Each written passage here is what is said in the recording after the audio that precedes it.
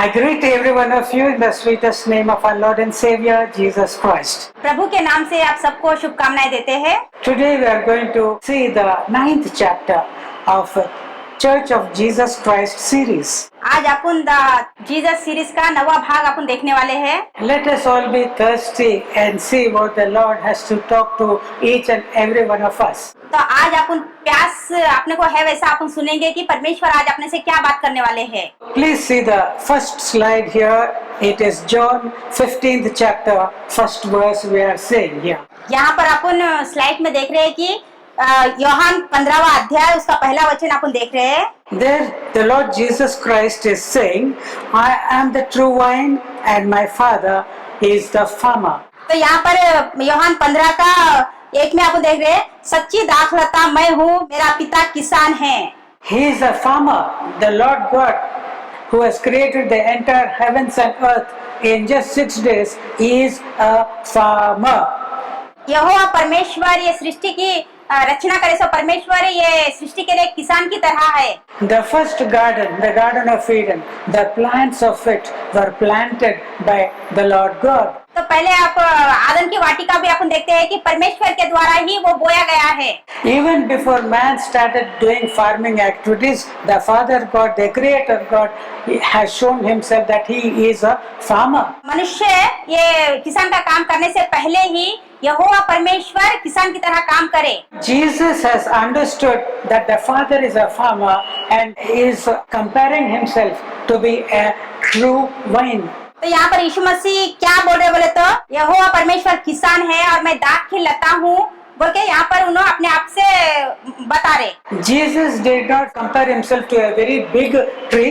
तो यीशु मसीह अपने आप को एक बड़ा पेड़ में हूँ बोल के कभी भी ऐसा नहीं बोले। But he compared himself to a small, weak-looking vine tree. तो यीशु मसीह द्राक्षा में छोटी सी मैं डाली हूँ बोल के वो बोलते। He said that I am a true vine. तो यीशु मसीह यहाँ पर बोल रहे सच्ची दाखलता मैं हूँ। A real vine is something that will give you real joy in your life when you drink of its fruits. सच्ची दाखलता क्या है बोले तो जब आप उसको खाते या पीते तो आपके जीवन में सच्चा आनंद देने वाली वो है सच्ची दाखलता। And do you know on which time of the night Jesus spoke these words? यीशु मसीह ये बातें रात में कब बोले आपको पता है क्या? In the 13th and 14th chapters of John, we find that he was seated at an upper room in Jerusalem with his 12 disciples. तो 13 और 14 अध्याय में अपन देखे तो यीशु मसीह उनके शिष्यों के साथ में ऊपर के एक कमरे में बैठे हुए हैं।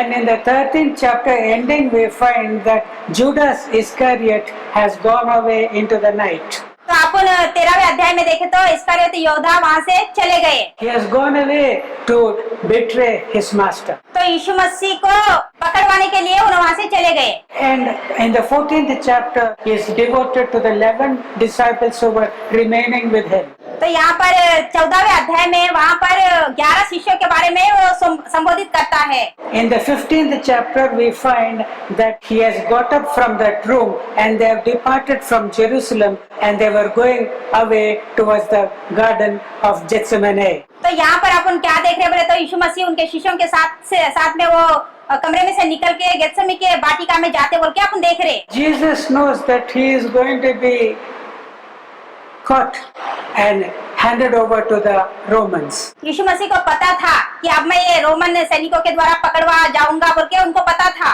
He knows that the next day, by that time, he will be in the grave. यीशु मसीह को पता है कि अगले दिन उन्हें समाधि में रहने वाले हैं बोल के यीशु मसीह को पता है। Can you imagine in the night, after leaving the city of Jerusalem, they are going into the garden of Gethsemane and he is in the darkness of the night. Perhaps he saw a vineyard such as this here which you are seeing. तो वहाँ से उन्होंने बाहर यरूशलेम से बाहर जाते समय गेत्सेमनी के वाटिका में जाते समय ये द्राक्षा के बगीचे को उन्होंने देखे। The land of Israel was blessed with lots of vineyards. तो इजरायलियों की जो खेती है वो द्राक्षा से बहुत भरी हुई है। So the people of Israel knew what a vine plant is.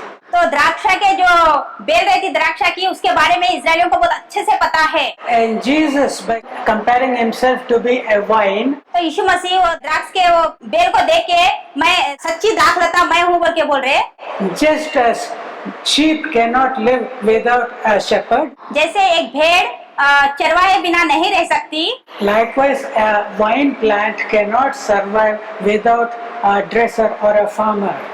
तो वैसे ही द्राक्ष की लता भी एक किसान के बिना वो नहीं बढ़ सकती। So by comparing himself to a simple, small, short vine, वहाँ पर यीशु मसीह छोटी सी दाख लता से अपने आप को उसका मुकाबला करे तब next thing he said is, and the Father is the farmer.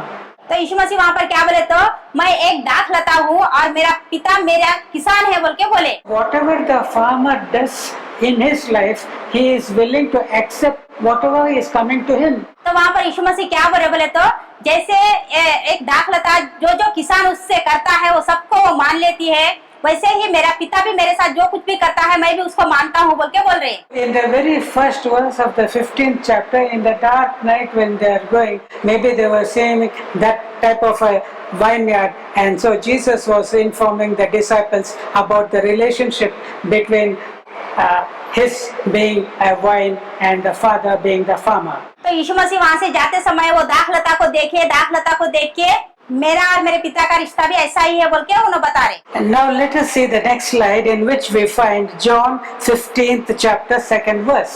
अभी अपन दूसरी स्लाइड देखेंगे, यूहन्ना सुवार्ता 15वां अध्याय 2 वचन में The Lord says, every branch in me that doesn't bear fruit, he takes away. जो डाली मुझ में है और नहीं फलती उसे वहाँ काट डालता है। So the farmer watches carefully the branches of the true vine. तो वहाँ पर किसान जो दाख लताएं बढ़ती है उसको बहुत अच्छा से ध्यान देते हैं, उसका मतलब। See the vine here, it has got so many branches here. On the slide you can see it. There are so many branches that this vine tree has. तो यहाँ पर आप दाख लता को देख रहे हैं, दाख लता में बहुत सारी डालियां हैं, सो अपन देख रहे हैं। The Father who is taking charge of the true vine that Jesus is, मैं सच्ची दाख लता हूँ और मेरा पिता मुझे ध्यान दे रहा है। and when he sees that there are branches that are not bearing fruit, पिता जब ध्यान देते हैं जो डाली फल नहीं ला रही है, then what he does, he takes them away. तो वहाँ से वो लता में से वो डाली को काट डालते। And you know what happens if a branch is taken away from the true vine? आपको पता है क्या, वो झाड़ में से एक डाली को अगर निकाल दिया वो डाली को तो क्या होता आपको पता है क्या? It is not an ordinary vine, it is the true vine. वो कुछ साधारण सी दाखलता नहीं है, वो सच्ची दाखलता है। See, Judas Iscariot was not bearing fruit for the kingdom. तो इस्करियोत यहूदा सच्चा फल नहीं ला सका। And what did God the Father do? He took him away and threw him away. तो पिता क्या करे, उनको वहाँ से हटा के बाजू में रख दिए। Satan opened his mouth and swallowed him. शैतान अपना मुंह खोल के उनको निकल गया। And before even Jesus died on the cross, this guy fell down and he hanged himself, but the thread also snapped. He fell down and his bowels burst out and he died. यीशु मसीह क्रूस पर चढ़ने से पहले ही यहूदा इस्करियोत नीचे गिर के वो मर गया। So this is what happens if the branch doesn't want to stay in the vine. The Father will not keep it; He'll throw it away, and that is the end of the story. तो जो डाली भी फल नहीं लाती ना, तो पिता परमेश्वर वो डाली को वो पेड़ में से हटा देते। This is what happens in every day in the vineyards. तो यही हर दिन एक द्राक्षा की बाड़ी में होता सो काम है हर दिन का। Whatever is not bearing fruit, not every day, but it happens regularly, season by season they take and they throw away things that are not bearing fruit. तो ये रोज नहीं होता, लेकिन जब कभी भी वो लोग ध्यान देते कि ये डाली फल नहीं ला रही है तो वो डाली को वो लोग वहाँ से निकाल देते। And another thing happens, even though if the branch is bearing fruit, as we see here in the slide here, और एक काम भी होता, अगर वो डाली फल लाई तो भी the Lord Jesus says, every branch that bears fruit, He prunes that it may bear more fruit in John 15:2. तो जो डाली मुझ में है और नहीं फलती उसे वहाँ काट डालता है, और जो फलती है उसे वहाँ छांटता है ताकि और फले। It is beautifully written in the Telugu Bible that which is not bearing fruit, He will lop it away. तो बाइबल में साफ साफ लिखा है, अगर वो डाली फल नहीं लाती तो उसको निकाल देते बोल के। That when there is a branch that is fruitful, जब कभी भी एक डाली बहुत फल लाती है, it will have some side branches that are not bearing fruit and they are useless. तो जो डाली फल लाती है उसके बाजू में और भी थोड़ी डालियां रहती है, वो फल नहीं लाती। As long as those exist, the fruitfulness of the branch will get affected. तो जो डाली में फल आते हैं और उसके बाजू में जो डालियां रहती है उसके वजह से वो फल अच्छे से नहीं बढ़ सकते, इसलिए वो डाली को निकाल देने से वो और ज्यादा फल लाती है। So here we find a fruitful branch, यहाँ पर अपन बहुत फल देने वाली लता को अपन देख रहे हैं, एक डाली को। but to that branch there are some useless branches coming out from that fruitful branch. तो वो फल दे रही है, वो डाली के पास में आप देखें तो और थोड़ी डालियां हैं उसमें फल नहीं है। Now let us see the next slides where we see it is not clear in this slide because of the low resolution, but we can find if you concentrate carefully that in this wine plant there are certain places where the grapes are maturing. ये slides में साफ से नहीं दिखाई दे रहा, लेकिन अपन अगर ध्यान से देखें तो वो द्राक्ष के वो जो गुच्छे फूल के वो लग रहे हैं। At the same time there are certain branches which are not bearing fruit. वैसे ही वहाँ पर भी थोड़ी डालियां हैं, उसमें कोई फल नहीं है। These branches, as long as they are sticking to that fruitful branch, they will and not allow it to be more fruitful. तो जो डालियां जो फल नहीं लाती है वो डालियां ये फल देने वाले डाली के आजू बाजू में है समझो, तो ये फल बढ़ने के लिए उसको रुकावट बनती। So a farmer, when he looks at that plant, he sees where the branch ending is giving fruit and where are the branches where it is not ending in fruits. जब एक किसान वो खेती में देखता है तो जो डाली फल लाती है उसको भी ध्यान देते हैं और जो डाली फल नहीं ला रही है उस पर भी ध्यान देते हैं। Let us see the next slide in which we see the reference of John 15th chapter 3rd verse. यहाँ पर अपन दूसरे स्लाइड्स में जाएंगे, यूहन्ना 15 का 3रा वचन अपन देखेंगे। In this we can find on the left side of the picture a person who is cutting off a branch with pruning scissors. अपन यहाँ स्लाइड्स में देख रहे हैं कि एक व्यक्ति वो डाली को एक कैंची से काट रहे हैं। This is the act of pruning which is taking place. तो ये काटने का एक तरीका है बोल के अपन देख रहे हैं। And we see in the 3rd verse of John 15 the Lord teaching his disciples, you are already pruned clean because of the word which I have spoken to you. यूहन्ना 15 का 3 में तुम तो उस वचन के कारण जो मैंने तुमसे कहा है शुद्ध हो। Though it is written as a clean in the other Bibles, this particular reference which I have taken in another Bible version is that you are already pruned clean. तो जो ये वचन मैं तुमसे कह रहा हूँ इसके वजह से तुम छाटे गए हो और पवित्र हो बोल के बोल रहे। Now, what is the scissors which makes us clean? It is the word of God, the word which I have spoken to you that has made you clean. तो यीशु मसीह यहाँ पर क्या बोल रहे बोले तो मैं बोले सो वचन के द्वारा तुम शुद्ध हुए हो बोल के वहाँ पर बोल रहे शिष्यों से। When we are living a life according to the word of Jesus, we are clean and we are fit to become fruitful branches. जिस समय अपन यीशु मसीह के बातें ध्यान से सुनते हैं तब अपन फल लाते हैं और अपन पवित्र भी किए जाते हैं। But when we lead a life which is not according to the word, we don't end up in a fruitful life, and that part of it the Father will cut. तो जब वचन के अनुसार अपन नहीं चलते हैं वहाँ पर पिता परमेश्वर क्या करते हैं, ये फल नहीं लाता बोल के वो कैंची से उसको काट डालते। At what score did Shikhar Dhawan get out today? आज शिखर धवन कितने स्कोर से आउट हुए? Okay, India is all out. Huh? So all these thoughts, this is not according to the word of God. ये सब सोच परमेश्वर की इच्छा के अनुसार नहीं है। See, the world, they are mostly involved in these activities. तो ये संसार में ये सारे व्यर्थ कामों में समय बिता रहे, but they are not doing the work of God. लेकिन वो परमेश्वर का काम लेकिन नहीं कर रहे। Last week I was doing two things. तो पिछला हफ्ता पूरा पास्टर जी दो विषय करे। I am preparing the verses on one hand and again following the match which is taking place on the other hand. तो पास्टर जी क्या करे बोलते हो, एक कान से परमेश्वर के वचन को सुन के उसको ध्यान कर रहे हैं और एक कान से वहाँ पर मैच में कितना स्कोर हो रहा है उस पर भी ध्यान दे रहे। And I pray to the Lord, please forgive me.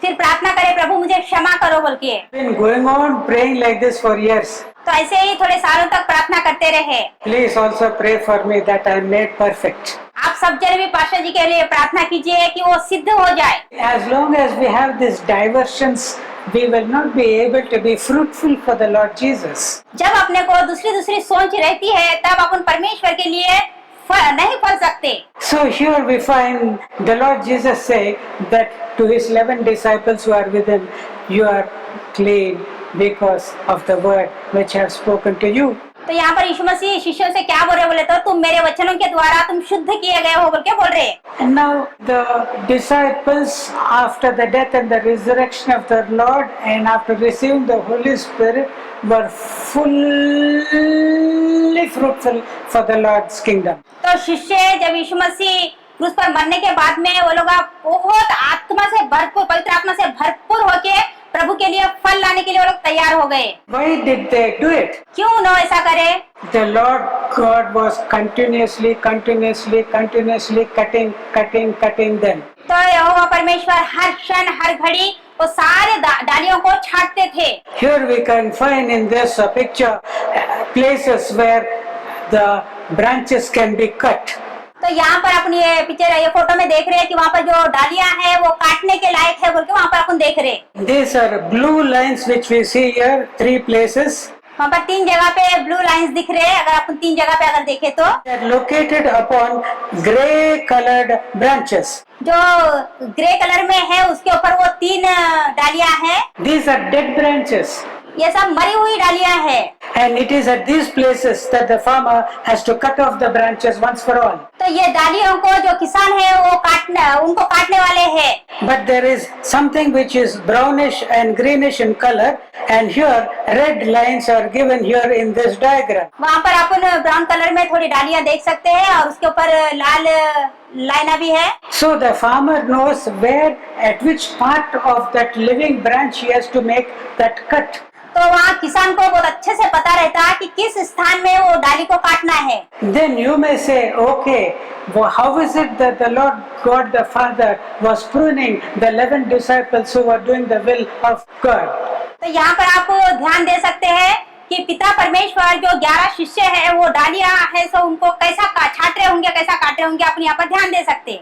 Is it a painless thing to be cut? अगर वो काटे तो दर्द नहीं होता वैसा विषय है क्या वो? It is full of pain. वो बहुत दर्ददायक है। But the disciples were put through many troubles during their entire lives. तो शिष्य जब तक वो जिए तब तक बहुत मुसीबतों का सामना वो लोग करे। They were put into prisons.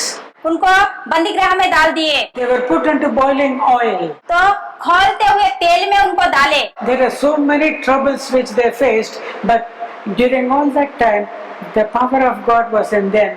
And as Paul and Silas were in the prison, they were enjoying the pruning hand of God upon them. तो जब उनके ऊपर वो परेशानियां आए, वो लोग उतने दुख में थे, तब भी वो लोग बहुत आनंद करे।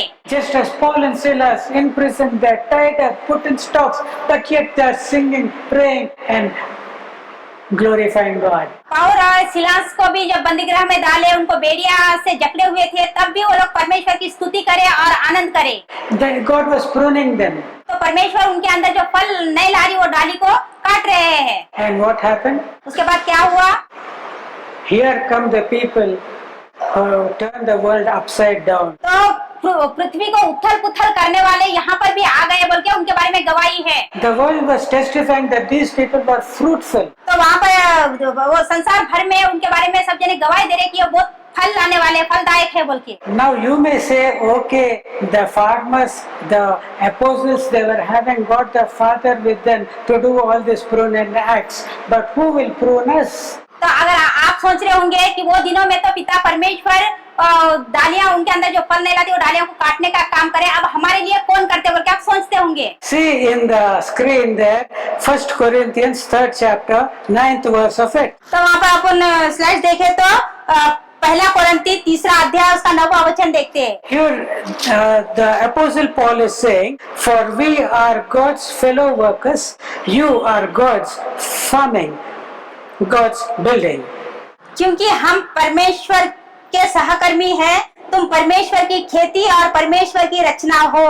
Paul is saying about him and Apollos that we are fellow workers with God the Father. तो यहाँ पर पौल जी क्या बोल रहे बोलते हम परमेश्वर के सहकर्मी हैं बोल के यहाँ पर बोल रहे। Do you know how valuable it is that a servant of the Lord Jesus Christ has now become a fellow worker with God? तो पौल जी यहाँ पर क्या बोल रहे बोले तो उनको हम परमेश्वर के सहकर्मी हैं बोल के यहाँ पर बोल रहे। That is, God is in their ministry. परमेश्वर उनके काम में थे। When Paul is writing epistles or after epistles, it is through these epistles that he is, along with the Father, he is doing the act of pruning of the churches.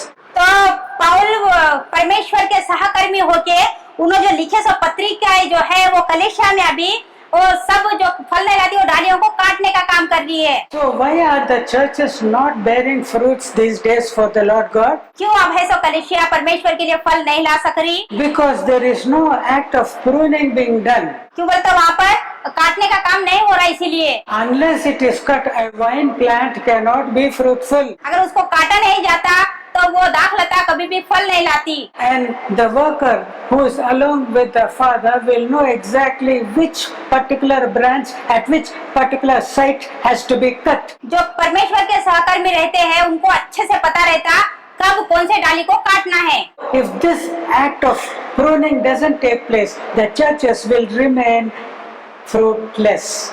जब तक ये छाटने का काटने का काम नहीं होता तब तक कलीसिया फल नहीं ला सकते। And what is the scissors that is being used?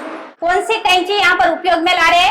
The word of God. परमेश्वर की बातें। Let us see the John's 15th chapter, 4th verse, one more verse ahead. Let us see what the Lord Jesus has to tell his disciples. अपन यहाँ पर यूहन्ना 15 का चौथे वचन में यीशु मसीह उनके शिष्यों से क्या बातें कर रहे हैं यहाँ पर अपन देखेंगे। The Lord Jesus says there, remain in me and I in you.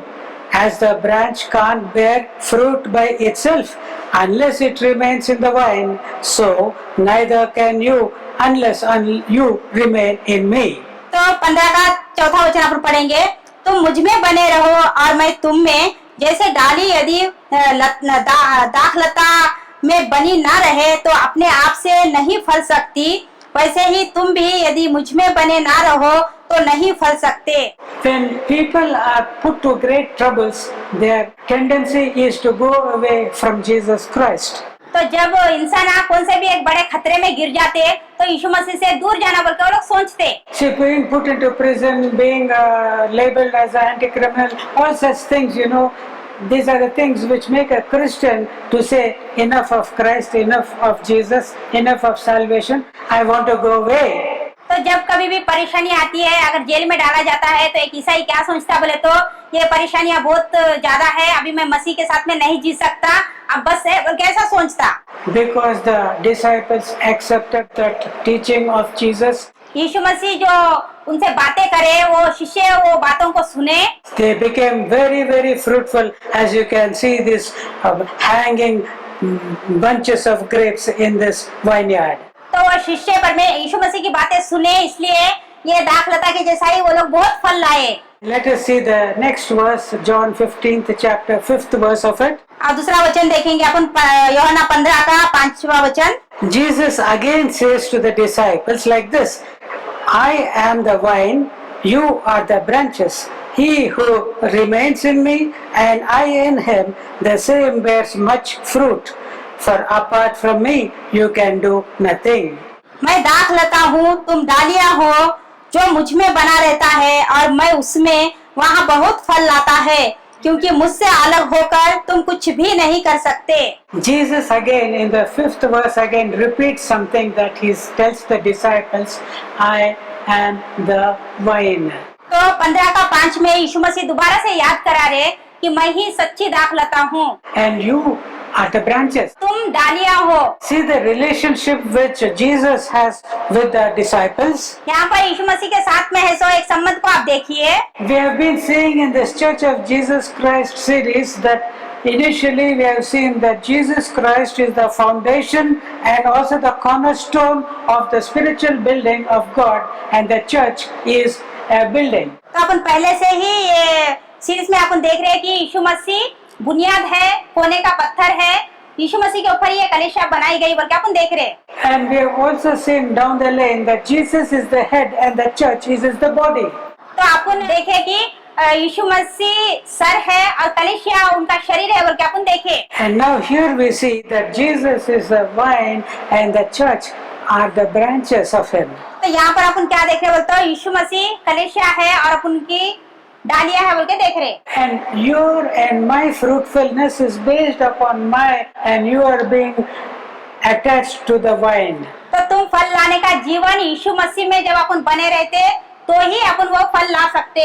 So today, if your life you have no fruits for the Lord, आज आप कोई भी अगर फल नहीं ला सके तो, if you are not having a life that is having fruits for the Lord, अगर आपके जीवन में अब तक प्रभु के लिए कोई भी फल नहीं है तो it might be that you have no connection with the true vine. आप सच्ची दाखलता से मिलके नहीं है, उसका अर्थ है। Or it might be also the other way, that you are not being pruned, or you are not accepting to be pruned. तो आप काटे नहीं जा रहे या काटने के लिए आप मान नहीं रहे हैं। Let us see what the true vine Jesus is here. You can see it in that picture here. That is it's a small slender vine. He's saying, comparing himself, Jesus the great, Jesus the King of Kings, the Lord of Lords. He is saying that I am just a vine.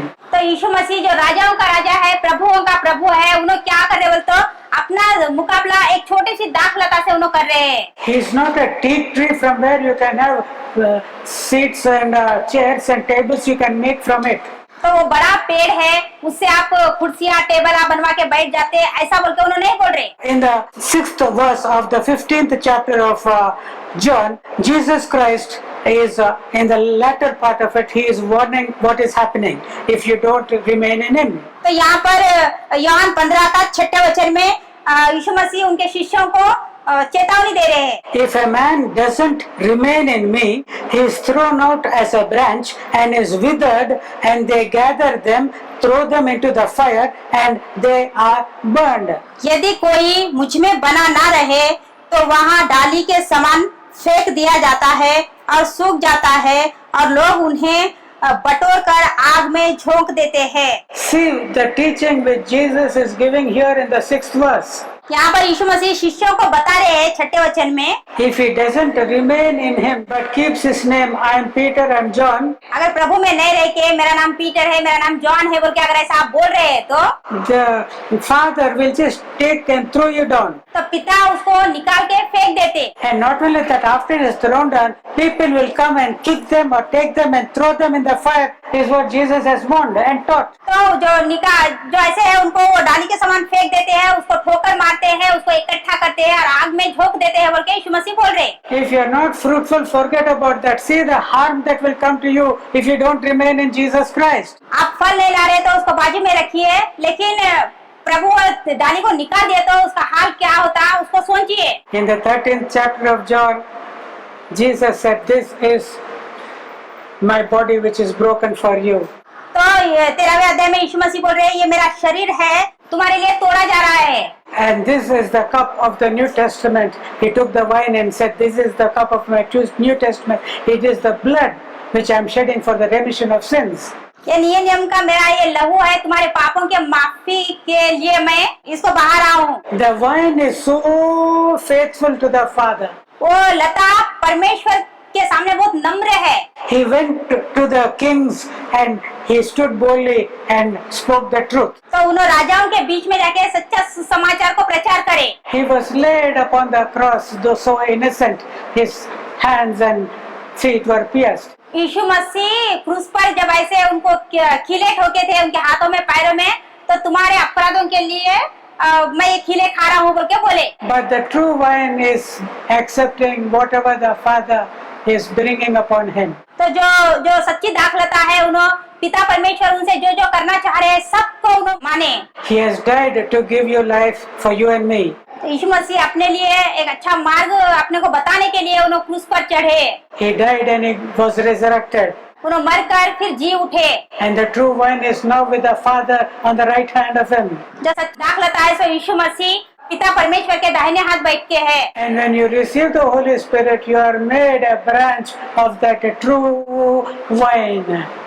तो जब आप पवित्र आत्मा से भरपूर होते हैं तब वो सच्ची दाखलता है, वो आपको उनके अंदर लेते हैं। And should you not accept the pruning hand of God the Father in your life?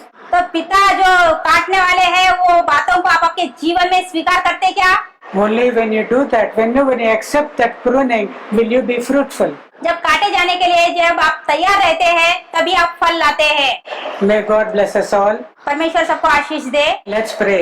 प्रार्थना करेंगे। Beloved Father, प्रिय प्रभु, thank you for your word which you have spoken to us this day. हमसे बात करें ये वचन के द्वारा, इसलिए आपको धन्यवाद करते हैं। Help us to be always looking at the real true vine Jesus at every time of our life. हमेशा सच्ची दाखलता के साथ हम सामने हमें दिखने के लिए आप हमारी सहायता कीजिए। Help us to accept all the cuttings and prunings and difficulties you bring in our lives. तो हमारे शरीर में हर जगह पे जो आप काटने का काम करते हैं उसके लिए हम तैयार रहे, वैसा हमें तैयार कीजिए। Give us the grace to receive such cuttings and such scissorings with joy and happiness. हम पर वो कृपा दिखाइए कि जो जब आप काटते हैं तो हम कटवाने के लिए तैयार रहे, वैसा हम पर कृपा दिखाइए। Make us fruitful, Father. हमें फलवंत कीजिए पिता। In Jesus' name we pray. यीशु के नाम से प्रार्थना करते हैं प्रभु। Amen. आमीन।